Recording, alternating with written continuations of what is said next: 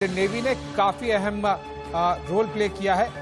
Generally आपको और हमें इंडियन नेवी जब काम करती है, चाहे वो समंदर के ऊपर हो या अंदर, वो हमें दिखता नहीं है, पता नहीं चलता है। लेकिन आपको बता दूं कि इंडियन नेवी ने काफी इंपॉर्टेंट, जो अंग्रेजी में एक कहावत है कि जो बॉटलनेक्स होंगे या फिर जो कमजोर कड़ी होती है हमारे एडवर्सरीज की, उस पर बखूबी इंडियन नेवी ने उनकी नब्ज पर अपने हाथ जमाए हुए हैं। और इंडियन नेवी से बात करने के लिए हमारे साथ में इंडियन नेवी के operations chief vice admiral DK. Tripathi जुड़ रहे हैं। एडमिरल त्रिपाठी, बहुत बहुत शुक्रिया इंडिया न्यूज से बातचीत करने के लिए और इस समय जुड़ने के लिए। सबसे पहले मैं आपसे भी यही प्रश्न शुरू करना चाहूंगा, क्योंकि साल गया लेकिन ये साल सदियों तक याद रहेगा, चाहे वो कोविड पॉइंट ऑफ व्यू हो या फिर मिलिट्री डोमेन में जो टेंशन्स हमें देखने मिली उसके पॉइंट ऑफ व्यू हो। इंडियन नेवी के पॉइंट ऑफ व्यू जो साल बीता, उसमें आपको सबसे ज्यादा बड़ी चुनौतियां कौन सी लगी? और हमेशा चुनौती के साथ में मैं आपके पॉइंट ऑफ व्यू कामयाबी को भी सुनना चाहूंगा कि आपके पॉइंट ऑफ व्यू सबसे ज्यादा बड़ी कामयाबी आप किसे देखते हैं? एडमिरल त्रिपाठी। धन्यवाद आशीष। सबसे पहले मैं आपको और आपके दर्शकों को नव वर्ष की शुभकामनाएं देता हूं। Thank you sir. आशीष, पहली बात तो यह है कि 2020 एक once in a century event का साल रहा है, जिसने पूरे विश्व एवं पूरी मानवता को काफी करीबी से अफेक्ट किया है। कोविड-19 का प्रभाव हमारे देश के नागरिक और हमारी नौसेना को भी हुआ है। इस पैंडेमिक के दौरान हमारी कोशिश रही है कि हम सभी नौसैनिक कर्मचारी केयर टेकर नहीं बल्कि केयर गिवर की भूमिका निभाएं। उसमें हमने काफी हद तक सफलता भी पाई है, जो शायद आपको मालूम है। दूसरी चुनौती जो पूरे देश के सामने थी, वो थी अनसर्टेन सुरक्षा स्थिति की, स्पेशली हमारे उत्तरी सीमा में, जहां अभी भी तनाव जारी है। इसका प्रभाव भारतीय नौसेना को भी हुआ, क्योंकि हमें हर स्थिति से निपटने के लिए तैयार रहना है। हमारे प्लेटफॉर्म इन ऑल 3 डायमेंशंस, चाहे वो समुद्र के ऊपर हो, हवा में हो या पानी के नीचे हो, पूरी तरह से तैयार रखे गए despite the constraints and threat of corona pandemic. तीसरी चुनौती हमारे लिए रीजनल डेवलपमेंट्स थे, चाहे वो पर्शियन गल्फ में हो या फिर रेड सी में हो, क्योंकि ये दोनों सी एरियाज, आपको पता है, हमारे देश की ट्रेड एवं एनर्जी सिक्योरिटी के लिए बहुत ही क्रिटिकल है जी। हमें वहां पर भी अपना ध्यान केंद्रित करना पड़ा, जिसके लिए हमने अपने यूनिट्स को रेगुलर डिप्लॉयमेंट में रखा। मुझे बहुत खुशी हो रही है आपको यह बताते हुए कि हमारी नौसेना ने सभी चुनौतियों को अच्छे से समझा, उनका विवरण निकालकर अच्छा प्रदर्शन किया। हम मानते हैं कि भारतीय नौसेना हर भारतीय की नौसेना है, इसलिए ये हर देशवासी के लिए गौरव की बात है। और हम सभी नौसेना कर्मचारी आपकी सेफ्टी, सिक्योरिटी और वेलबीइंग के लिए प्रतिबद्ध हैं और हमेशा रहेंगे। आपके दूसरे पार्ट के क्वेश्चन के उत्तर में मैं यही कहना चाहूंगा कि हमारी नौसेना ने हमारे चारों ट्रेडिशनल रोल्स को बखूबी से निभाया और कई सारे उत्कर्ष कार्य किए हैं। हमारा जो मेन रोल है वो है मिलिट्री रोल। इसमें हमारी यूनिट्स हर समय ऑपरेशनल डिप्लॉयमेंट के लिए तैयार रहीं। पूरे साल हमने अपनी वेपन डिलीवरी ऑन टारगेट पर अत्यधिक ध्यान दिया और उसमें हमें काफी सफलताएं भी मिली। इसके अलावा हमारे जहाजों और हवाई जहाजों ने कई ऑपरेशनल डिप्लॉयमेंट्स किए, जिसमें हमारी ओवरऑल मैरीटाइम सिक्योरिटी को बहुत बढ़ावा मिला। इन द कॉन्स्टेबलरी रोल, हमारे जहाजों ने इंडियन ओशन रीजन में हर जगह अपनी प्रेजेंस बनाए रखी, चाहे वो एंटी पायरेसी ऑपरेशन हो, security of our island territories हो या फिर security of our coast critical offshore assets हो, जो देश के विकास के लिए बहुत ही जरूरी है। इन द डिप्लोमेटिक रोल, भारतीय नौसेना की बहुत सारी उपलब्धियां रही हैं। पहली बात यह है कि नौसेना की डिप्लोमेटिक रीच और डिप्लोमेटिक कॉन्डक्ट हमारे इंस्टीट्यूशनल वर्किंग में इनग्रेन्ड है। हमारे ऑनरेबल प्रधानमंत्री जी के सागर विजन को हमने बाखूबी से निभाया। इस साल हमने इंडियन ओशन लिटोरल्स को सहायता प्रदान की। इनमें से कुछ उल्लेखनीय कार्य हमने सागर 1 के तहत किया, जिसमें मालदीव्स, मॉरिशस, सेशल्स, कोमोरोस और मडगास्कर को हमने मदद प्रदान की। फिर नवंबर और दिसंबर में सागर 2 के तहत हमने हमारे अफ्रीका के दोस्तों को सहायता प्रदान की, और अब सागर 3 के तहत हम ईस्ट एशियन फ्रेंडली कंट्रीज को भी सहायता दे रहे हैं। इसके अलावा हमने विदेशी नौसेनाओं के साथ कई बायलैटरल, ट्राइलैटरल एवं मल्टीलैटरल एक्सरसाइजेस भी की। ये सभी नॉन कॉन्टैक्ट एक्सरसाइज थी। हमने विदेशी नौसेनाओं के साथ अपनी ज्वाइंट वर्किंग और इंटर ऑपरेबिलिटी को बढ़ाया है। इन बिनाइन ऑपरेशंस हमारी सेना ने प्रेफर्ड सिक्योरिटी पार्टनर एवं फर्स्ट रेस्पॉन्डर का रोल बहुत ही खूबी से अदा किया जी। इसमें चाहे वो ऑपरेशन समुद्र सेतु हो, जिसने हमारे जहाजों ने करीब 4000 देशवासियों को कोविड लॉकडाउन के दौरान विदेशों से निकालकर अपने देश तक पहुंचाया। हमने मॉरिशस को सहायता प्रदान की जब उसने उनके कोस्ट में एक जहाज अग्राउंड हो गया था, आपको पता होगा, अगस्त के महीने में जी। फिर श्रीलंका के ईस्ट कोस्ट में एमटी न्यू डायमंड में जब आग लग गई थी, तो हमने एक अपने फ्रंट लाइन जहाज को इमीडिएटली डाइवर्ट किया, जिसने वहां जाकर ऑन सीन कोऑर्डिनेटर की ड्यूटी संभाली और पूरे 12-13 दिनों तक सिचुएशन को मॉनिटर किया। यह हमारे गर्व की बात है कि भारतीय नौसेना के अफसरों एवं नाविकों ने असाधारणीय साहस का परिचय दिया इस ऑपरेशन के दौरान। For example, the second in command of our ship, commander Raj Kishore ने एक टीम का नेतृत्व किया जिसने आग लगे हुए टैंकर में एम्बार्क किया। यह ऑपरेशन काफी जोखिम भरा था मगर बहुत जरूरी भी था, क्योंकि इस टैंकर को श्रीलंका की कोस्ट लाइन से दूर ले जाने के लिए इसको टो करना बहुत जरूरी था जी। हमारे जहाज ने अपनी पूरी कैपेबिलिटी को यूटिलाइज किया, चाहे वो एम्बार्क्ड हेलीकॉप्टर हो या मेडिकल टीम हो या फिर diving team led by the ships diving officer. One of the best operations overall देखें तो despite many challenges and constraints, भारतीय नौसेना ने बहुत कुछ काम किया, काफी कुछ सीखा भी और हमारे देश का नाम गौरवान्वित किया। बिल्कुल। और पिछले साल हमने देखा इंडियन नेवी के पॉइंट ऑफ व्यू काफी इवेंटफुल रहा, और उसी से जुड़ा हुआ मैं एक अपना अगला प्रश्न पूछना चाहता हूं सर कि 20 तो गया, काफी कुछ एक्शन रहा, इंडियन नेवी ने काफी एक्शन किया इंडियन ओशन रीजन में, काफी बायलैटरल एक्सरसाइजेस की, मल्टीलैटरल एक्सरसाइजेस की, काफी पासेक्स एक्सरसाइजेस की। आपसे जानना चाहूंगा कि क्या अब जो साल शुरू हो गया है उसमें भी इंडियन नेवी की तरफ से एक्शन दिखेगा? इंडियन ओशन रीजन में इंडियन नेवी 20 जितनी एक्शन करेगी या फिर और ज्यादा बढ़ाएगी, ज्यादा एक्सरसाइजेस, ज्यादा एक्शन?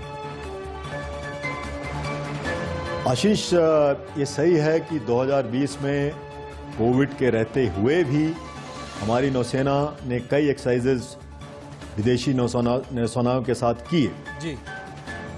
नौ ये स्पेशली सिग्निफिकेंट है क्योंकि ये सभी एक्सरसाइजेस नॉन कॉन्टैक्ट थी और उनकी जो प्लानिंग थी वो वर्चुअल मोड में हुई। फिर भी हमने कई कठिन और कॉम्प्लेक्स एक्सरसाइजेस सहजता से की जी। जैसे कि multi aircraft carrier multi nation exercise Malabar, जो कि नवंबर 2020 में हुई, सभी को पता है। यस। कुल मिलाकर हमने 21 exercises, coordinated patrols and EEZ surveillance operations किए, जो यही दर्शाता है कि दुनिया के सभी देश हमारी नौसेना के साथ अभ्यास करना चाहते हैं। और ये विन विन सिचुएशन भी है आशीष, क्योंकि हम भी उन नौसेनाओं से उनकी बेस्ट प्रैक्टिसेस सीखते हैं जो कि हमें काफी उपयोगी सिद्ध होती हैं। Now looking ahead in 2021, whilst crystal gazing has its pitfalls, मैं यही बता सकता हूं कि हमारे टेम्पो ऑफ ऑपरेशंस में कोई कमी नहीं आएगी। हमारे पास पूरे साल का प्रोग्राम है जिसमें एक्सरसाइजेज विद फॉरेन नेवीज एक बहुत ही अहम हिस्सा है। Okay, that's certainly going to be एक इवेंटफुल ईयर एडमिरल त्रिपाठी। और जब आपने 21 की बात की है तो मैं जानना चाहूंगा कि आपके पॉइंट ऑफ व्यू, क्योंकि आप ऑपरेशन चीफ हैं इंडियन नेवी के, सबसे ज्यादा बड़ी चुनौती आपको क्या लगती है कि अगले आने वाले साल में जो अब शुरू हो गया है उसमें आप क्या एम करना चाहेंगे, क्या लक्ष्य हासिल करना चाहेंगे, क्या चैलेंजेस होंगे इंडियन नेवी के लिए अगले 365 दिन? ये आई थिंक बहुत ही अहम क्वेश्चन है। हमें लगता है कि 2020 की चुनौतियां जी 2021 में भी बरकरार रहेंगी और इसके लिए हमें पूरी तरह से तैयार रहना होगा और हम रहेंगे। भारतीय नौसेना एक युद्ध तत्पर, कॉम्बैट रेडी, विश्वसनीय, क्रेडिबल और संगठित, कोहेसिव नौसेना है जो कि हर समय देश की सुरक्षा, अखंडता एवं मैरिटाइम सिक्योरिटी के लिए फोकस्ड है। Increasing use of non conventional means, grey zone tactics and hybrid nature of evolving threats को हमें बहुत ही संयम एवं सहजता से टैकल करना होगा और जिसके लिए हमारी तैयारी जारी है। हमारा उद्देश्य बहुत साफ है कि हमारे देश के मैरिटाइम इंटरेस्ट जहां भी हो वो हरदम सुरक्षित रहें। जी उसके लिए हमें हमारे प्लेटफॉर्म्स जहां भी डिप्लॉय करने पड़े जी वहां हम रेडीनेस स्टेट में रहेंगे। 2021 में हम आत्मनिर्भर भारत को ज्यादा सपोर्ट करेंगे। कई indigenously design and construct platforms 2021 में हमारी नौसेना में शामिल हो सकते हैं। उसमें सबसे अहम है कोची शिपयार्ड में under construction aircraft carrier IAC-1, आपको पता है। यह हमारे देश और नौसेना के लिए बहुत ही गर्व का अनुभव होगा जब हम उन कुछ चुनिंदा देशों में शामिल हो जाएंगे जो कि एयरक्राफ्ट कैरियर को डिजाइन और बिल्ड करने की क्षमता रखते हैं। इस साल हम कोशिश करेंगे कि और बहुत सारे जो हमारे प्रोग्राम्स हैं वो भी आगे बढ़ें। इसके साथ इस साल हम अपना ध्यान न्यू एंड डिसरप्टिव टेक्नोलॉजीज पर ज्यादा केंद्रित करेंगे। न्यू एंड डिसरप्टिव, इनमें unmanned vehicles in all domain, I think that is the future. Network centric operations, artificial intelligence and machine learning and big data analytics का उपयोग इत्यादि शामिल है। एडमिरल त्रिपाठी, आपने जो लास्ट आंसर दिया उसमें एक महत्वपूर्ण बात कही और इसी से जुड़ा हुआ मैं एक प्रश्न पूछना चाहता हूं। वो आपने बात कही मेक इन इंडिया और आत्मनिर्भर भारत की, उसको लेकर इंडियन नेवी का एग्जैक्ट प्लान है क्या? इंडिजिनाइजेशन कंटेंट की जब हम बात करते हैं तो इंडियन नेवी ने काफी हद तक उसे बढ़ाया है। कई सारे प्लेटफॉर्म्स पे तो हमें वो 70s और 80s% में दिखाई देता है। उसको लेकर आगे आप किस तरह से बढ़ाने का प्लान कर रहे हैं या फिर उतना ही मेंटेन करेंगे? आशीष, आप नौसेना को बहुत दिनों से आई थिंक क्लोजली फॉलो कर रहे हैं जी। और आपको पता है कि भारतीय नौसेना ने हमेशा मेक इन इंडिया को सपोर्ट किया है, आज से नहीं, बहुत सालों से। बिल्कुल। आपको यह भी पता होगा कि हमने 1961 में भारत में बना जहाज अपनी नौसेना में इंडक्ट किया था और अब तक 130 से भी ज्यादा शिप्स एंड सबमरीन्स जो कि भारत में कंस्ट्रक्ट हुए हैं और हमारी नौसेना में कमीशन किए गए हैं। जी। हमने नौसेना और DRDO सिनर्जी को भी हरदम बहुत महत्व दिया है और कई DRDO डेवलप्ड इक्विपमेंट हमने प्लेटफॉर्म्स में अपने इंस्टॉल किए हैं। इनमें से रेडार हो, सोनार्स हो, EW इक्विपमेंट हो, कम्युनिकेशन सेट्स हो या फिर सब मिसाइल्स एंड टॉर्पिडोज हो, उदाहरणीय। मुझे मालूम है कि अगले कुछ सालों में हमारे प्लेटफॉर्म्स का इंडिजिनस कंटेंट और भी बढ़ेगा। जी। आपको ज्ञात है अभी कुछ महीने पहले ही हमारे माननीय रक्षा मंत्री जी ने naval innovation and indigenisation organisation NIAIO का उद्घाटन किया था, जो कि indigenous technology including from MSMEs को एब्जॉर्ब करने में सहायता करेगा। जी। भारतीय नौसेना के कंसिस्टेंट प्रयास और आत्मनिर्भरता से जुड़ी इंडियन इंडस्ट्रीज के कोऑर्डिनेशन से अब हम अपने देश में ही अवेलेबल टैलेंट और कैपेबिलिटी को बढ़ावा दे पा रहे हैं। लगभग 69% Indian naval capital budget Indian vendors को डेडिकेट किया गया है और इसका प्लाउ बाय इफेक्ट, जिसका मतलब है कि देश और इसके सिस्टम को वापस सपोर्ट करने का काम भी किया गया है। मुझे पूरी उम्मीद है, बल्कि मुझे पूरा विश्वास है कि हम जल्द ही आत्मनिर्भरता के सपने को साकार करने में सक्षम रहेंगे। चलिए, ये पूरे देश के लिए अच्छा होगा, न केवल इंडियन नेवी के लिए। और इंडियन नेवी ने अहम रोल हमेशा से ही अदा किया है, जैसे कि आप 1961 वाला भी एग्जाम्पल दे रहे थे। उसके बाद लगातार हम इंडियनाइजेशन कंटेंट में हम देखते रहे। सर, एक लास्ट क्वेश्चन, और ये मैं क्वेश्चन जनरली आर्मी और एयरफोर्स के डोमेन से पॉइंट ऑफ व्यू से पूछता हूँ, लेकिन नेवी के लिए मैं थोड़ा सा उस क्वेश्चन को मॉडिफाई करना चाहूँगा। वो है टू फ्रंट वॉर टाइप वाली सिचुएशन को लेकर। हालांकि वो एग्जैक्टली बॉर्डर, लैंड बॉर्डर्स और मैरीटाइम बॉर्डर्स में काफ़ी ज़्यादा डिफरेंस होगा, लेकिन 20 में हमने देखा इंडियन नेवी ने काफ़ी एक्शन किया। 21 में मैं आपसे जानना चाहूँगा कि मैरीटाइम डोमेन में इंडियन नेवी की क्या तैयारी होगी, किस तरह से होगी, और एक तरफ अरेबियन सी, दूसरी तरफ बे ऑफ बंगाल। ये तो हमने देखा ही है कि अलग अलग फ्लीट से, अलग अलग डोमेन से इंडियन नेवी ने उसे कंप्लीटली डोमिनेट किया है जब भी जरूरत पड़ी है तब, और मैसेज बहुत क्लियर गया है एडवर्सरीज को। लेकिन अरेबियन सी और bay of Bengal and beyond that, उसके अलावा भी अगर हमें और एरियाज पे डोमिनेशन की जरूरत पड़े तो उसको लेकर इंडियन नेवी की तैयारी कितनी है? मैंने पहले भी कहा कि 2021 में हमारी रेडीनेस और ऑपरेशनल टेम्पो में कोई कमी नहीं आई। इसके लिए हमारे एसेट्स हर समय तैयार रहेंगे, चाहे वो अरेबियन सी हो, चाहे बे ऑफ बंगाल हो, और चाहे जैसे आपने बोला बियॉन्ड, हर जगह तैयार रहेंगे।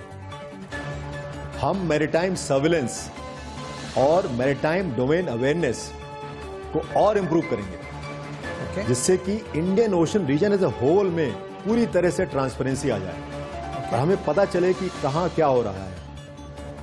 इसके अलावा भी अगर जरूरत पड़ी तो हमारे जहाज हर स्थिति से निपटने के लिए तैयार रहेंगे। सम इंटरनेशनल कॉन्स्ट्रक्ट्स जो कि भारतीय लीडरशिप के अहम ही बने हैं, जैसे कि आयोन्स, इनके माध्यम से हम अपने पार्टनर्स और कोलैबोरेटर नेवीज के साथ इंडियन ओशन रीजन में मैरीटाइम सिक्योरिटी को और मजबूत करेंगे। जी, अंत में आपको मैं यह विश्वास दिलाना चाहता हूं आशीष कि हमारी और आपकी नौसेना पूरी तरह से तैयार है और 2021 की चुनौतियों का सामना करने के लिए तत्पर है, कहीं भी, कभी भी, कैसे भी। जय हिंद। जय हिंद एडमिरल त्रिपाठी। और ऑन दैट नोट मैं आपको धन्यवाद देना चाहूँगा कि आपने ऑपरेशंस पॉइंट ऑफ व्यू और बाकी अदर डोमेन्स जो हैं, वर्टिकल्स हैं इंडियन नेवी के, उस पॉइंट ऑफ व्यू भी हमारे दर्शकों को उसके बारे में जानकारी दी। और it's gonna be an eventful year, जो कि 20 में दिखा और 21 में भी अब काफ़ी कुछ, जैसा आप बता रहे हैं कि इंडियन नेवी पूरी तरह से तैयार है बे ऑफ बंगाल एंड बियॉन्ड के लिए भी। बहुत बहुत शुक्रिया एडमिरल त्रिपाठी, आप जुड़े और इंडिया न्यूज़ के दर्शकों से साल के पहले दिन बातचीत की। Thank you, pleasure talking to you. And एक बार फिर आपको और आपके पूरे दर्शकों को, देशवासियों को नववर्ष की शुभकामनाएं। जय हिंद। जय हिंद सर, जय हिंद एडमिरल त्रिपाठी। अब आपने सुना इंडियन नेवी के operations chief vice admiral Dinesh Tripathi को। काफ़ी कुछ इवेंटफुल होने वाला है और काफ़ी कुछ एक्साइटिंग भी होगा। और इंडियन नेवी, जैसा कि मैंने आपको शुरुआत में बताया था एडमिरल त्रिपाठी के इंटरव्यू के, जानती है कि दुश्मन की नब्ज कहाँ पर है, और 20 में उन्होंने पकड़ के रखी थी, 21 में शायद और वो नब्ज को टाइट कर देंगे। लेकिन एक छोटे से ब्रेक के लिए उठ रहे हैं। ब्रेक के बाद में भी दो अहम वर्टिकल्स हमारे भारतीय सुरक्षा point of view, Indian army और इंडियन कोस्ट गार्ड, उनसे भी हमारे साथ ऑफिसर्स जुड़ेंगे, सीनियर ऑफिसर्स। लेकिन उससे पहले